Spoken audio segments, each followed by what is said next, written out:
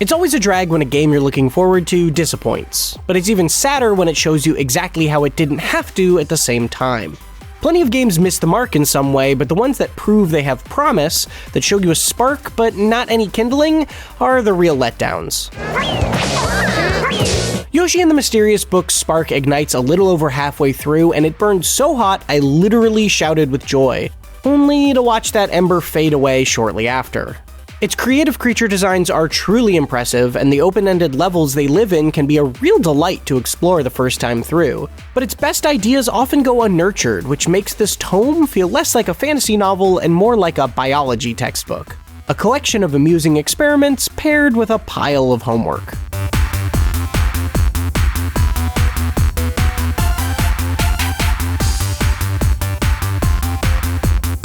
Yoshi and the Mysterious Book is a puzzle platformer that puts its emphasis squarely on the puzzle part. Each level is based around some novel little creature, or sometimes quite big creature, that Yoshi must lick, lift, and lob to learn all he can about it. These bits of information are logged as discoveries, and they range from how this flower person's petals turn orange when it eats an apple, to how this murderous scythe monster can't see you in tall grass. Discoveries can also be about the level itself, rewarding you for breaking tough objects, finding hidden smiley flowers, or just reaching an end goal. Although even that won't actually end the level if you want to keep exploring. I really liked never quite knowing what I was in for when I hopped into a new stage. The breadth and variety here is definitely something to celebrate too. There are dozens of unique creatures, nearly all of which are charming to look at and carry some decently interesting mechanical gimmick for their level to be built around. A green critter that has the head of a bubble wand, a jellyfish that acts as a jetpack, bubblegum guys that multiply excessively when hopped on, a drill-nosed warthog you can ride, an explosive tree nut, and so many more. You even have free reign to name each one yourself, which is a degree of control I should not be trusted with. The levels you initially meet each one in are designed to both teach you about that creature and then take advantage of it to complete some goal. Only a small handful of which are the typical go-to-the-right structure you might expect from previous Yoshi games. An early level about bees has you recovering stolen flowers, while one about a fisherman wants you to reel in the biggest fish in the pond. All the while, you'll be peppered with a near constant stream of discoveries just for trying to figure out where to go or how this particular critter behaves, flooding your brain with dopamine and your screen with stamps that mark your achievements. This constant creativity is a big reason why Yoshi and the Mysterious Book is so pleasant to play, but not all of these levels are created equal. Figuring out how to best travel by Seabird was a fun challenge, but aimlessly running around a Shy Guy village to make them all play music at the same time was far less inspired. Levels that rely on some disappointingly wonky physics interactions were a particular low spot across the board, with things like ricocheting a spinning top, surfing over a wobbling pirate ship, or wall jumping on a springy bug being truly frustrating at times in a way Nintendo platformers don't typically blunder into. The other big issue is that these levels are all about discoveries, so once most of them have been made, the actual levels lose a lot of their appeal. There's very little that's intrinsically fun or interesting about completing these stages after the map is already covered with your past accomplishments, which makes revisiting them to find discoveries you missed, which is the entire pitch of what Yoshi and the Mysterious Book wants you to do, a lot less amusing. This is basically a stack of themed sheets of bubble wrap.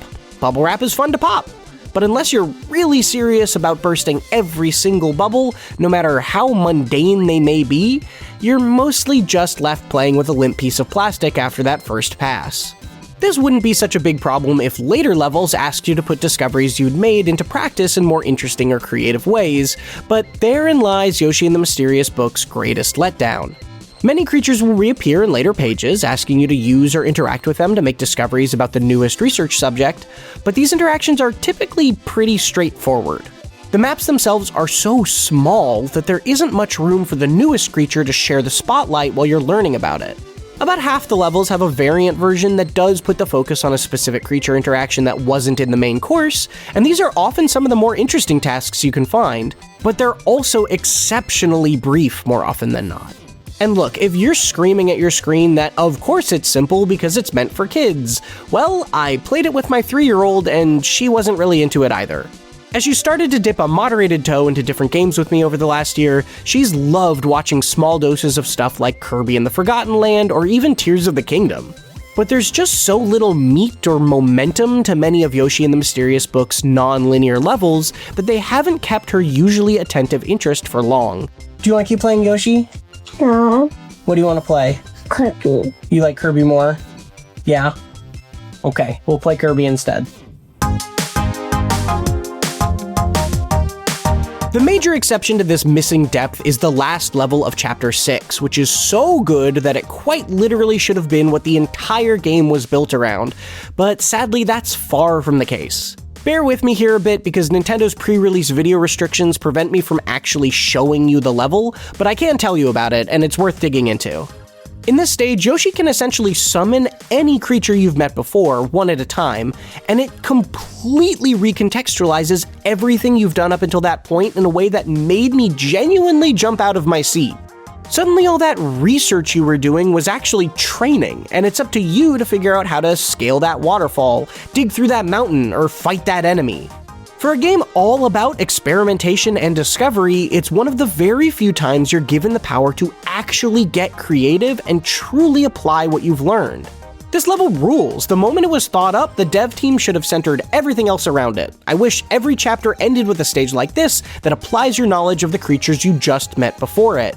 And I was at least expecting its arrival roughly 8 hours in to signal an Act 2 of sorts that put this mechanic front and center. Instead, Yoshi and the Mysterious Book pretty much pretends like it never happened and mostly goes back to business as usual as it introduces more and more creatures it will never make full use of. It's such a bummer, man! Nearly every level was amusing to some degree on my first run through it, but I started to get tired of how shallow the creature exploration felt as early as Chapter 3. I held out hope that I simply hadn't gotten to some turning point like this yet, but that's truly what this game wants to be. A series of cute gimmicks, each with a big checklist of boxes to methodically tick off for little other reason than the love of hearing that pop. To be shown what this enticing concept could have been used for instead, and then have the rug pulled out from under me right after, left a sour taste in my mouth that none of the chapters and challenges that followed ever managed to make up for. You're rarely asked to build in this sandbox, just to dig for the marbles buried beneath it. To its credit, there are a ton of discoveries to find, and some of them are genuinely well hidden or tricky to sniff out, so I imagine this game will appeal to the type of completionist that does just love the pop. There's a built-in hint system that lets you spend a plentiful currency called tokens to see which ones you're missing and how to find them too, so it never leaves you flailing in the dark wondering what hyper-specific interaction you may have not tried yet. The tools are there to make discovery hunting a relatively painless process. It's just never a particularly rewarding one. The collectible I was more inclined to track down all of were the smiley flowers. There are generally somewhere in the range of 3 to 6 per level, hidden in very classic Yoshi platformer ways, usually asking you to reach certain spots or uncover secret areas where they're tucked away. Yoshi and the Mysterious Book has plenty of similarities to previous Yoshi games and stuff like its egg throwing and flutter jumping, but it doesn't actually share a whole lot of DNA in a practical sense. That's totally fine, and I dig when a developer experiments with a series in interesting ways. But something about hunting for flowers was just satisfying in a way that asking variations of, "Have I tried dunking this nerd underwater yet?" wasn't. Collecting those flowers was fun enough on its own, but the reward you get for doing so has got to be one of the most perplexing unlockables I have ever seen in any video game. Not available until after Chapter 6, which again took me about 8 hours to finish, and I only spent another 5 or 6 after that to finish every available level, 5 smiley flowers can be exchanged for a new UI element. This mountain of nonsensical HUD options range from a chat log for your bookish companion Mr. E to graphs that tell you the flavor profile of anything you lick. There are multiple ways to measure speed, water quality, temperature, and a whole host of other variables that no level ever asks you to care about in any way. Nothing about this system is offensive or distracting, but very little about it is helpful either. Apart from a clock that I imagine speedrunners will appreciate, pretty much the only useful one I've unlocked so far is a radar that points toward nearby smiley flowers.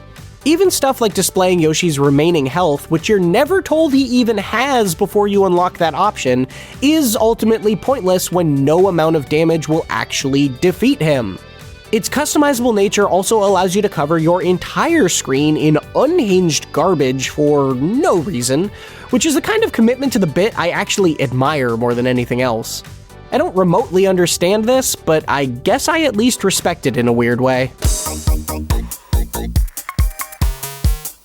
Yoshi and the Mysterious Book is an undeniable delight, with adorable storybook creatures that are amusing to learn about in your first surprise-filled encounters with them. But while there's an impressive variety on display, it comes at the cost of depth. Nearly all of its best ideas are left to wilt on the vine, especially one clever mechanic that could have supported an entire game on its own, but instead arrives far too late and then disappointingly disappears. Its open-ended levels certainly had me smiling, but a lot less after the first run through. The long list of potential discoveries also offers too few moments to take what you've learned and think creatively to solve a problem. That's a significant weakness for a game that's all about experimentation.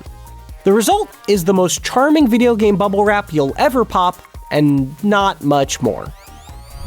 Logan Plant from IGN's Nintendo Voice Chat here, and the tables have turned because I'm with reviews director Tom Marks to talk about his review of Yoshi and the Mysterious Book. Hi, Tom. Hi, hello. Well, let's start with your history with the Yoshi series, because I know you go way back with it. Yeah, I mean, Yoshi's Island is like one of my favorite games ever. Definitely up there, probably in my top 10. It is a game I remember really, really fondly from my childhood. You know, it was one of those formative games, and just so much I loved about it in terms of its weird structure of Yoshi's passing this baby along, and the way it was a platformer, but, you know, it changed a lot of things from just a typical Mario, especially as a quote-unquote sequel to Mario World. Not that it really was one in anything but name. Moving forward to that, stuff like Woolly World, I absolutely adored. Crafted World I reviewed and also really, really liked, although, you know, had some problems with it here and there. I thought overall it was a very, very good game. Yeah, the Yoshi games are just, they have a fond place in my heart as a sort of simpler platformer. I think that is the pitch of them in the modern day for Yoshi, is they're not trying to be a Mario game with the super challenging end game levels at the end of them. They don't want to be that, and I'm not expecting them to be that. And I like that they have a little bit more room to experiment with what a platformer could be in the way that Yoshi's Island did as well. You and I had a whole talk. We had a whole episode of NVC all about ranking the Yoshi games that, you know, if people want to hear more depth about that. Yeah, so we've both been excited for Yoshi and the Mysterious Book, and kind of leaning even further into that idea of Yoshi isn't necessarily the same as a Mario get to the goal, but this one leans really hard into that and is about discovery of these enemies. But the disappointment from your review is Yoshi's failure to go that extra next step in testing you on what it has taught you in that puzzle platformer way. So what are some examples of games that do that right? Puzzle games or platformers that do take full advantage of all the systems that they introduce? Probably my all-time favorite puzzle platformer ever is Fez. It teaches you the rules of its world, and then you sort of have to figure out how to adapt and interact with them. Portal and Braid are both similar things where they're much more prescribed than Yoshi, where Yoshi does have a little bit of that, like, figure it out, whereas these are find a solution that is very specific. But again, it's asking you to take what you learned in previous moments or levels or puzzles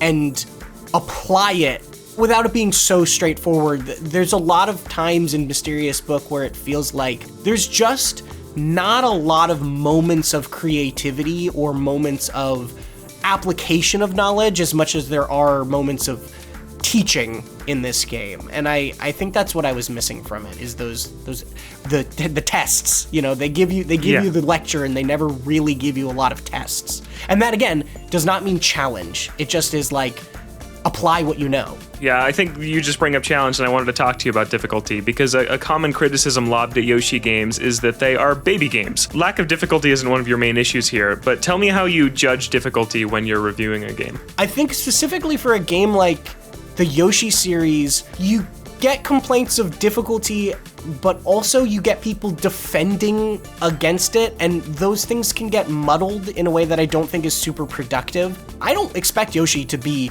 hyper hard moon level Mario, stages, but I also expect it to actually take advantage of the systems it's teaching me, and I think that those things can coexist. This is the first age-appropriate game that I've reviewed since showing my kid, who's now just about to turn 3, showing her video games and having her sit down and play stuff like Kirby and the Forgotten Land with me or Tears of the Kingdom a little bit, in moderation, but like letting her hold a controller and press some buttons and pretend to be playing as Waddle Dee, or playing, but just, not doing a whole lot. And we played Yoshi as part of this review, and she just kind of wasn't into it. Like that wasn't me projecting like, oh, it's too simple. She very much, and she's a person who will sit through an entire movie if we let her and then ask to watch another one, so it's not like an attention span issue. These levels just sort of meander when you're replaying them specifically in a way that didn't really capture her attention. And maybe that'll be different for a different kid, or maybe that'll be different for an older kid who's actually playing it themselves. I don't know, and I'm not saying I know, but the experience I had in the review is all I can communicate, and it fell short in that way, and it fell short for her. And also, as a warning to parents, these levels, if you do have a kid that is like mine who loves to replay levels, are not fun for the parent to replay. I can replay the same level in Kirby 30 times and not get sick of it, but I really disliked replaying levels for her that she wanted to replay just on my experience, because replaying them is not interesting, like I said in the review. So there's also that perspective of it, where it's like not just for kids. These games should be, can be collaborative things for a parent and a kid, and it's like not a very fun one in that way. Yeah, so why is it that replaying them isn't that interesting? Is it just because once you've made a discovery, you just can't make that discovery again, so it's already just kind of done and now it's this empty sandbox? That's part of it, but definitely part of it is like some of them are just sort of, hey, here you're in a village of Shy Guys hitting them for music, right? And they make music, and that's not really interesting the second time through.